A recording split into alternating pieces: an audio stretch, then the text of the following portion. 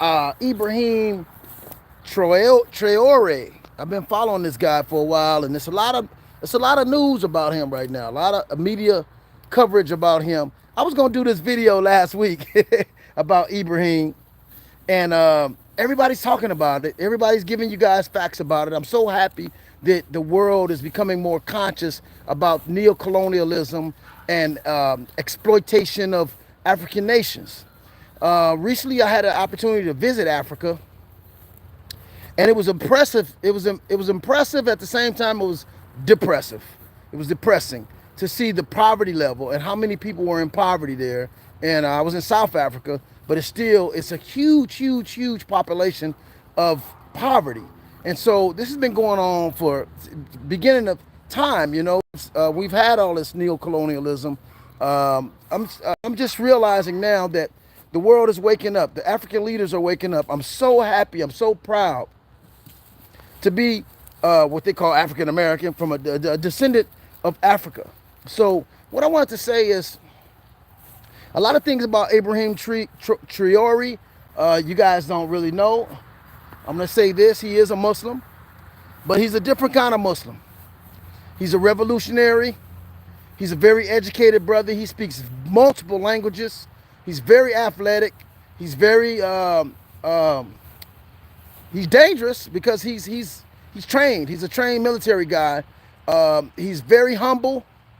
I notice he's very humble. He has not. He's required that everybody in the government not have all of these expensive cars and expensive homes. He's modest. He's humble, but he's a different kind of Muslim in the sense that he also has African traditional spirituality. And if you guys don't know what I'm talking about, there's a guy, one of his security team, by the name of Gaddafi. You guys need to check that guy out. He's very spiritual. And this is nothing uncommon in African culture. Because if you guys follow the history of Shaka Zulu also had a spiritual guide with him. This is how Ibrahim Traoré, excuse me, I want to pronounce his name right, Traoré, has been able to escape 16 different assassinations. He's been able to escape those 16 assassination attempts because he has a guy with him by the name, they call him Gaddafi. He's a highly spiritual person, and I don't know what they call him, what his profession is as far, because I've known about Babalaos and these different type of spiritual people in Africa. We've had them since the beginning of time, but he has a spiritual guy with him, and he's into some deep spirituality, not just Islam. He's a Muslim, but he also follows the African tradition of the ancestors. And so you can't talk about Ibrahim Traoré without talking about Thomas Sankara. Thomas Sankara was a gentleman who they assassinated back in the days of the 60s when they assassinated, Patrice Lumumba, and they assassinated a couple of members of the ANC as well as the civil rights movement. There was a lot of global assassinations behind the Black Liberation Movement. And Malcolm X was one of those who joined the whole African movement from the United States and connected it to the South African struggle as well as the struggle for black people all around the world. So Ibrahim Traoré is really following the footsteps of Thomas Sankara. And so I'm out here walking my dog. Champ, come here, champ. He's always drifting off, going other places, so I got to keep him on path. Champ, go. I got to keep him in the park because I'm in the park walking my dog, and I wanted to do this about Ibrahim Traoré. I want to tell you guys some facts that I'm not seeing on most media. So one of the things I wanted to say is, again, he is an African traditionalist. He's not just following Islam. He's following also his African traditional ancestral ways. When you practice Christianity in Africa, most Christianity is different in Africa than it is here in America. They do practice a lot of their African animist traditional ancestral ways, which deals with a lot of different things. So I want to get into it right now because the whole purpose of this video is to talk about the fact that I'm so proud and excited that not just Ibrahim Traoré is making a stand against colonialism, but the whole world is starting to back this gentleman. The whole world is getting tired, and enough is enough is enough. So I was looking at the CFA, which is the CFA Franc, which is I guess a document done by France, and it is required of several West African countries who are under colonialism from France to deposit 50%, 50% of their reserves in the French treasury. And this is what has been allowing France to perpetuate, and this is what has been allowing France to continue to dominate that region. So Traoré not only got the troops out of there and got some of the bases of France out of there, but he also has stopped all of that 50% reserve payment to the French government. So Ibrahim Traoré is actually following the steps of Thomas Sankara. If you want to know more about Ibrahim Traoré, you need to go and find out more about Thomas Sankara. And one of the things I liked about Thomas Sankara is, although he was the leader and took over Burkina Faso, he's the one that gave it that name. It was named something else at first. He gave it the name Burkina Faso. Let me take my time here. I have no rush. And then also what he did was he made it to where they stopped the mutilization of female genitals, because in that part of the region of Africa, they were, mutilating the female genital part that gives them pleasure. And you guys know what I'm talking about. I don't want to go to detail. I am on YouTube, but this is a family channel I talk on. And so he stopped that. Then he also made it more equal for women to work, to get equal pay at work, to not be discriminated against at work, because for so many years, and in several countries in Africa now, women have to trade sex to get a job, and it's not illegal. So that happens a lot in Africa and other third world countries, where women have to exchange themselves to get an equal opportunity, and even then they don't have an equal opportunity, because you're at the beck and call of your boss whenever he wants pleasure. And that to me is ridiculous, and it's disgusting, you know. So now Thomas Sankara, he changed that, where women don't have to, they get equal rights in education, equal rights in employment. And he was a really great guy, and he was more for what they call in America, we call it the Kujichagulia, which is self-determination. This is what Thomas Sankara was about. Thomas Sankara was about, you know, self-reliance, not depending on other outside countries. And, you know, Africa has enough resources, and Africa has enough of its own minerals to basically be independent. So this is what, you know, Thomas Sankara was about. And he became public enemy #1, of course, to Belgium, to France, to London, to America, to a lot of countries who basically survive off of their exploitation of other countries' minerals and other countries' resources. So this has been the case in Africa for so long. Like when I was in South Africa and I talked to a lot of children there, their idea was like, instead of being an athlete, most of them didn't want to be soccer players. There was a few people who want to be soccer players, but the majority of the consensus that I took there in Africa with the kids is like, here they want to be football players, baseball players, actors, rappers. But in Africa, the consensus of the children there, when I asked them what is it they wanted to be, they said they want to be a politician. I said, you know why they want to be a politician? Because the politicians get all the money. The politicians in Africa are corrupt.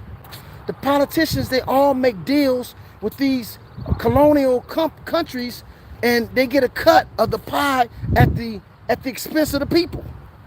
So this is what they doing. This has been the norm in Africa for so many years.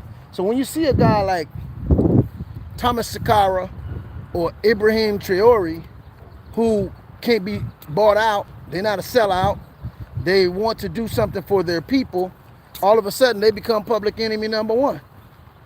And this is what I'm noticing is this guy has done so much for his country, and he's maintaining the principles of Thomas Sankara, which is to uplift women, to be self-independent, self-reliant, to produce jobs for your people, to produce companies and businesses for your people, to produce resources for your people. And because he's doing that, now they want to assassinate him. They want to assassinate this guy because he's for his people. So I think that America should commend this gentleman, because we claim we are the country for equal rights for women. We claim that we are the country that promote and campaign for equality of women's rights and equality for women's employment and equality for women's, social and religious rights and educational rights. And so why are we not commending this gentleman for uplifting and perpetuating those rules and laws in society, in his society, to maintain the rights for women?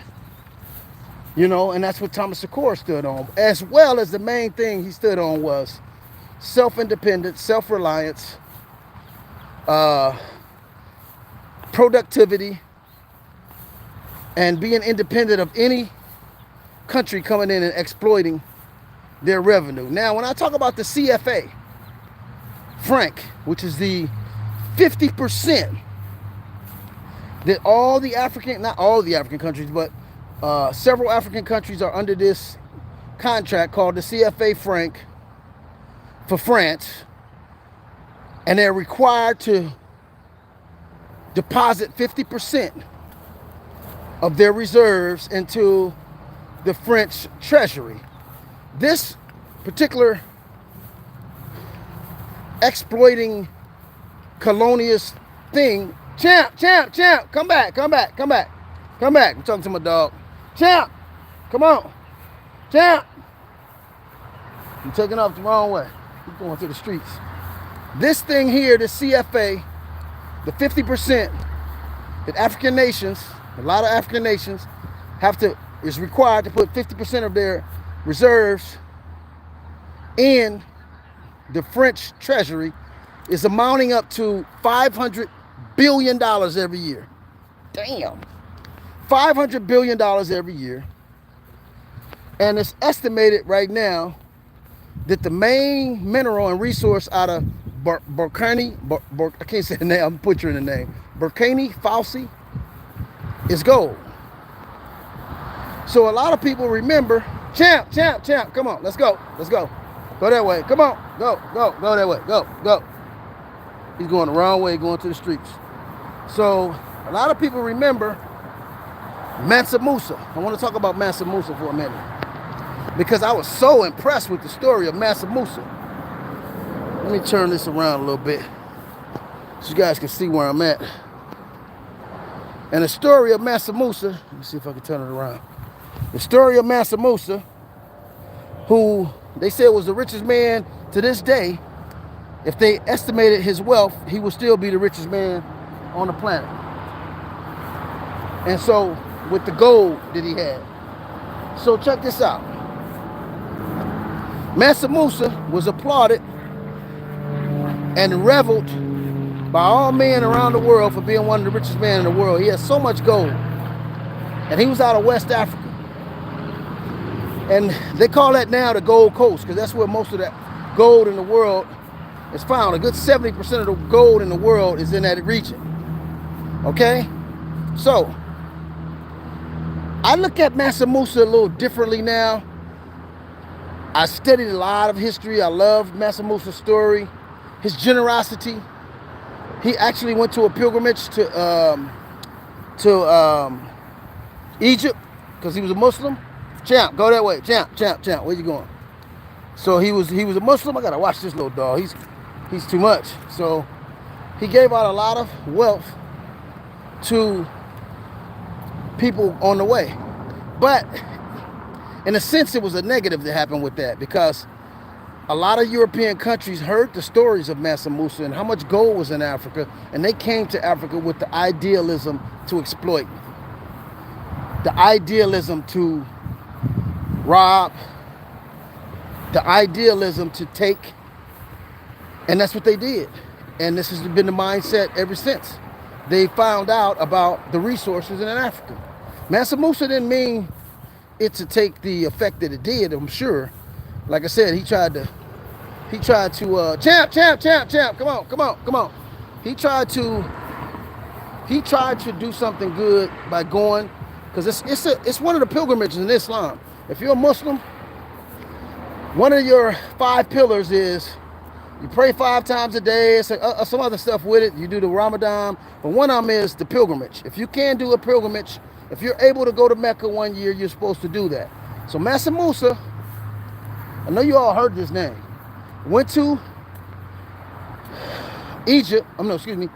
Mecca, and on his way traveling, he gave out a lot of gold.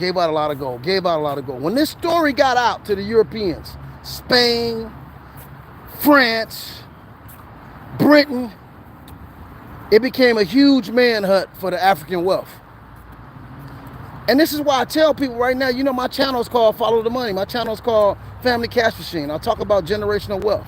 I'll talk about different ways you can make money in this kind of economy with this type of, the way money is changing. But I'm also teaching people how to protect their wealth, how to put things in trust funds, how to put things in corporations, and how to preserve your wealth and not always flaunt your wealth, because it's never a good thing for everybody to know what you're doing.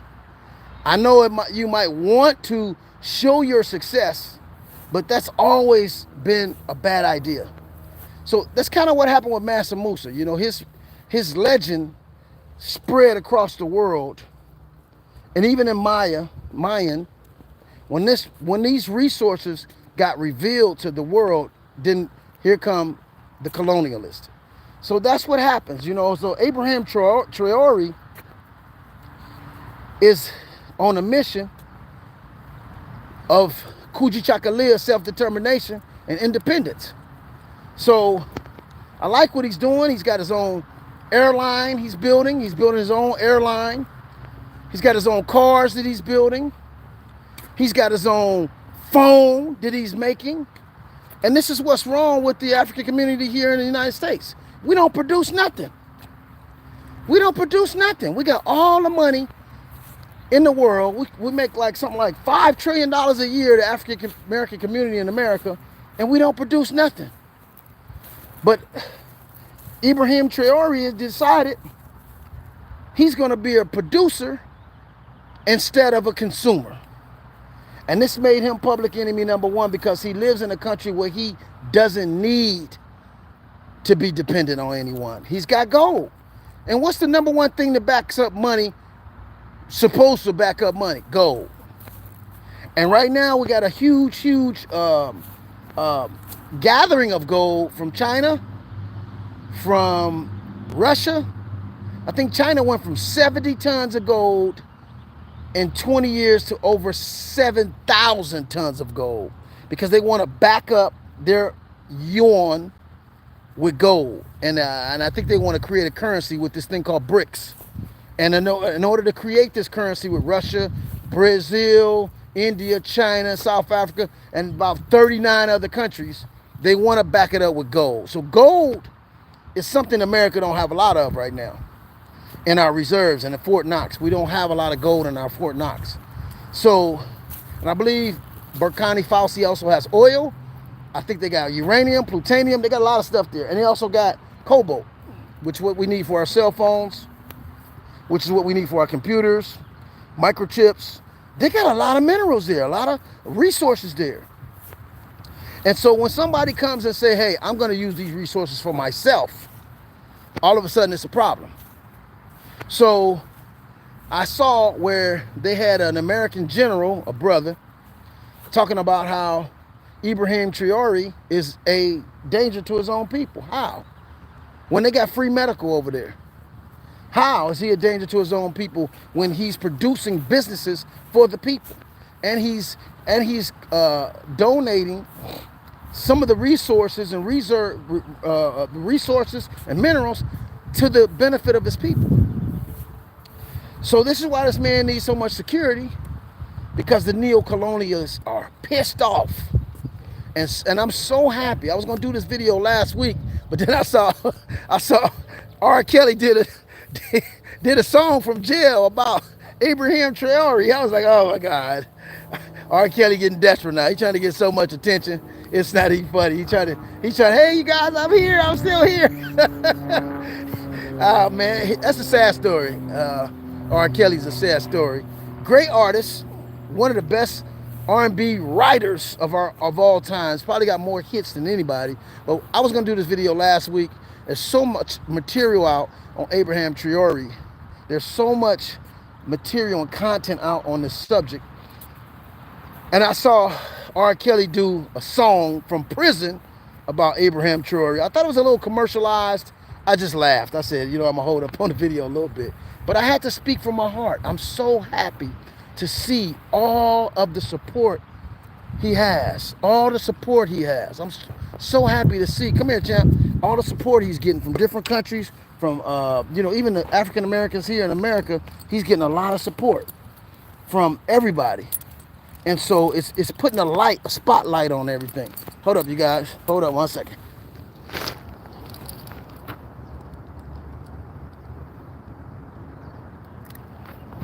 I'm back. It's putting a spotlight on everything. It's gonna be harder to assassinate this guy now because the world is watching. And everybody's getting tired of the same old type of governments in the world that exploit and just colonize people and strip them of their resources and strip them of their minerals. So right now, again, tip my hat off to Ibrahim Traoré, great guy.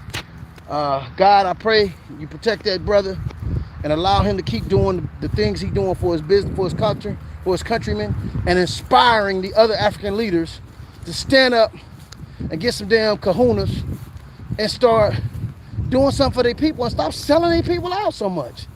You can still make money and do something for your people. You don't have to sell them totally out. So with that, I'm gonna go ahead and sign out, you guys. Again, like I said, France has what is called a CFA franc, which 50% of certain African countries have to deposit, certain African countries have to deposit 50% of their reserves into the French treasury. And that's about $500 billion a year France is extorting from Africa. And that's gotta stop. So with that, hats off to Ibrahim Traoré. Hope you continue to do what you're supposed to do, because I believe you're on a mission from God. I believe you're on a divine mission. And keep your head up, my brother. Hopefully one day, history will remember you well. So with that, I sign out, you guys. It's Eric Brent, EB Crypto. Deuces.